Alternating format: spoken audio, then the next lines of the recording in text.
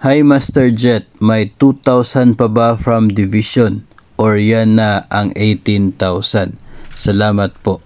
So ito po no, may nabasa po kasi ako sa Facebook no, sikat po yung nagpost. Ang sabi niya yung 18,000 daw from DepEd tapos 2,000 manggagaling sa division offices. Nangyari po yung pag-post na yan na hindi pa lumabas yung memo from DepEd tungkol sa SRI na matatanggap ng mga empleyado. Kaya nga patuloy po nating sinasabi na importante po na magkaroon muna tayo ng isang opisyal na pahayag from the agency bago po tayo mag-confirm ng kung ano man po yung matatanggap ng mga empleyado. Kasi kung pagbabasihan po natin itong memorandum from DepEd ay walang mention tungkol doon sa sinabi sa post na 2,000 from the division office. No, walang mention para po doon. So ibig sabihin, itong 18,000 na sinasabi ng DepEd, yun na po yung magiging SRI na gross amount ng mga DepEd personnel.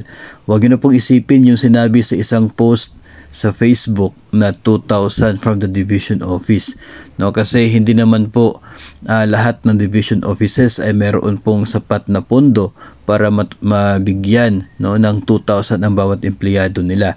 Kung ang inyo pong division ay meron pong 1,000 empleyado, kung bibigyan mo ng tig 2,000 bawat isa, kinakailangan mo ng 2 million pesos as of ngayon, no? Napatapos na yung taon.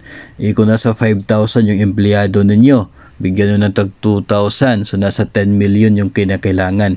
No?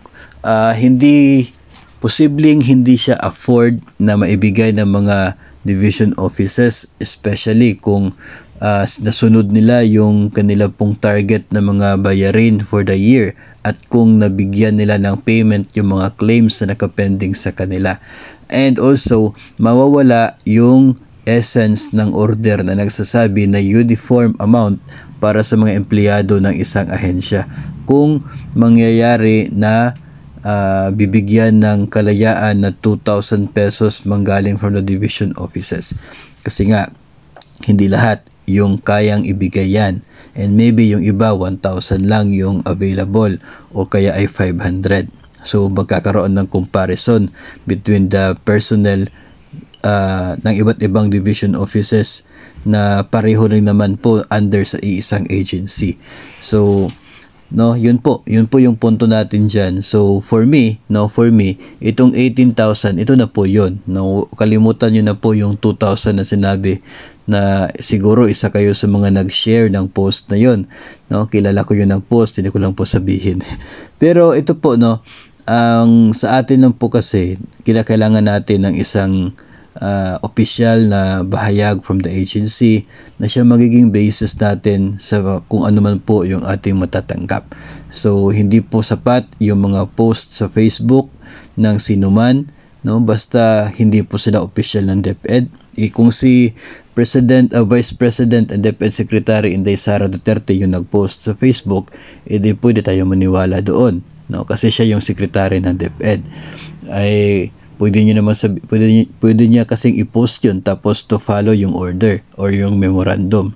So maniniwala tayo, pero hindi po DepEd Secretary at hindi po official ng DepEd yung nagsabi ng pahayag.